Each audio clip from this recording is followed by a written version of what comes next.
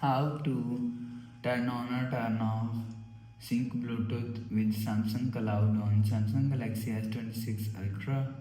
Let's start the video. First of all, go to App Library. Here click on Settings app. Now in Setting, scroll down and click on Connections.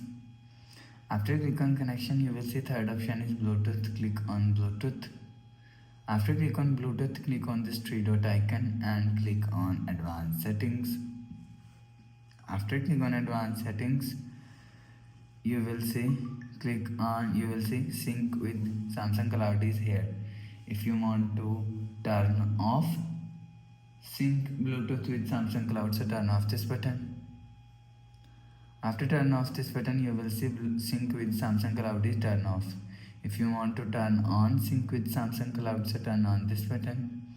After turn on this button, you will see Sync with Samsung Cloud is turn on. You will turn on or turn off Sync with Samsung Cloud from here. After the process, go back to home screen. So that's how you can turn on or turn off Sync Bluetooth with Samsung Cloud on Samsung Galaxy S26 Ultra. If you like the video, please subscribe. Thanks for watching.